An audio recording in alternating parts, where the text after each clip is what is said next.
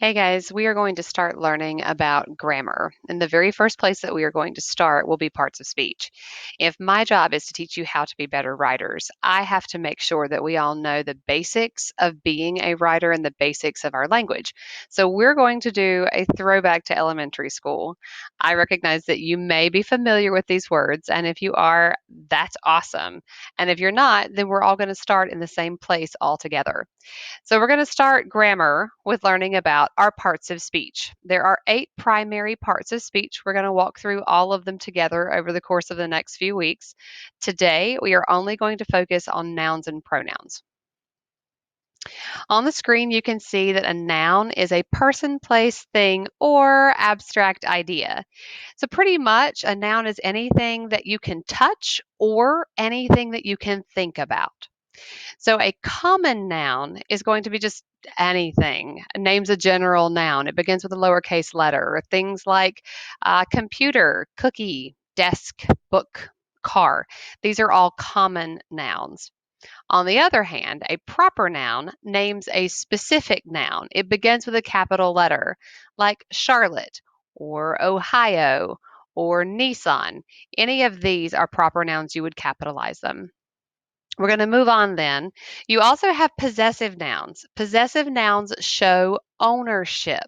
For example, you're looking at the word girls with the apostrophe S. This does not mean 3 girls together. That would just be without this apostrophe.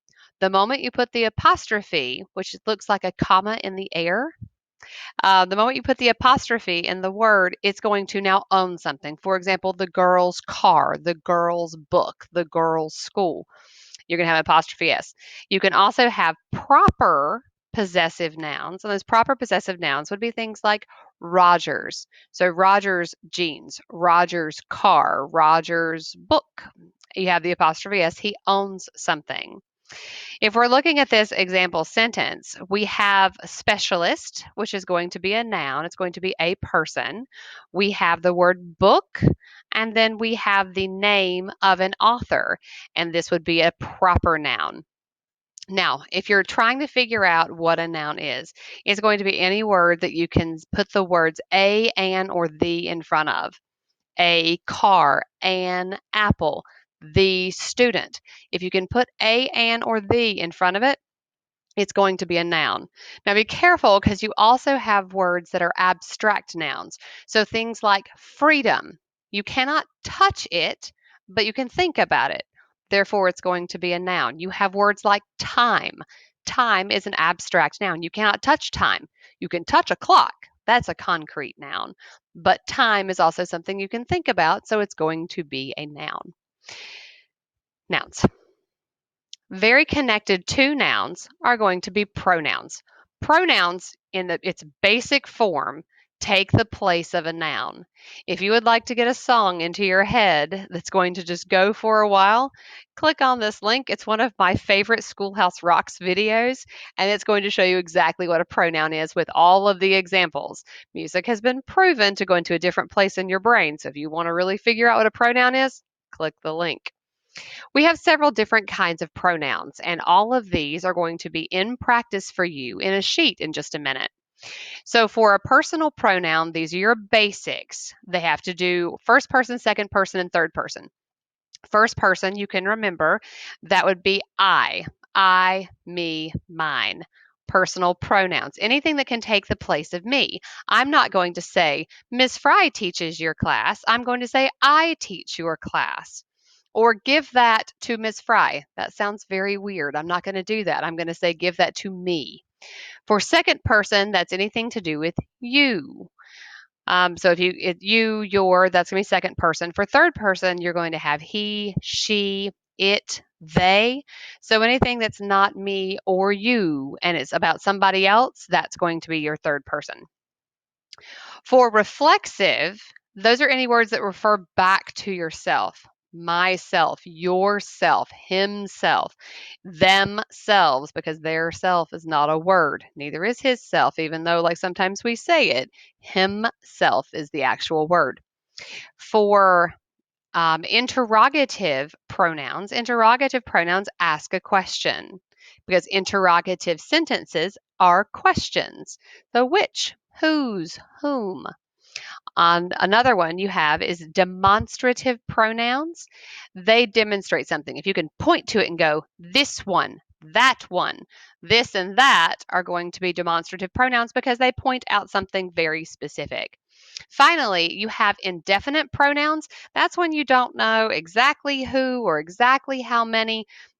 Words like each, either, neither, few, another, both. There's a whole example of this, and you guys have access to this presentation that I'm using. It's already in Canvas. Just click on the link and you can see all of it. For your practice for nouns and pronouns,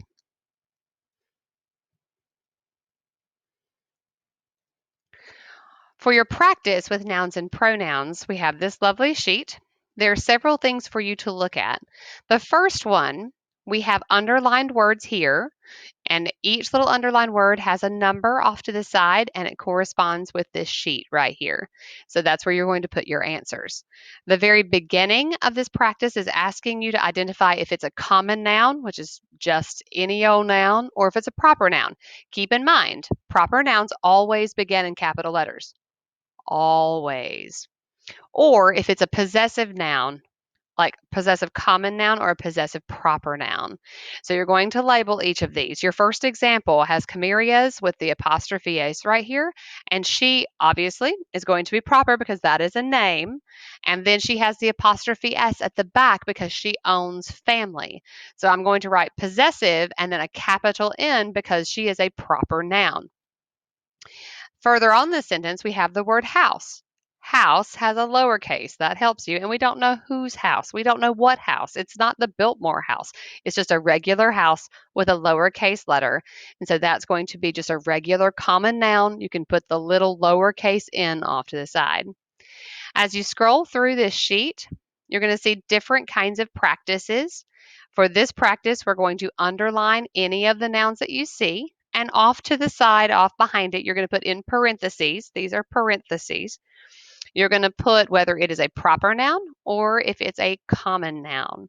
And then if you have a possessive noun, one that has the apostrophe s, the one that owns something, then you're going to say that it is a possessive proper noun. Further on, you're going to see practice with pronouns. For the practice with pronouns, we're going to have you be very specific. If it is a first person pronoun, such as I, refers back to me, I'm going to say it is first person pronoun. Then I'm going to see right here, this is a reflexive, and so I'm going to say it's a reflexive pronoun and put that off to the side. Down toward the bottom, you get to do both, and you get to put everything together, the nouns and the pronouns. Make sure that you bold all of the nouns, and then you underline all of the pronouns. If you have any questions about any of this, please communicate back to me, and I will help. Thanks.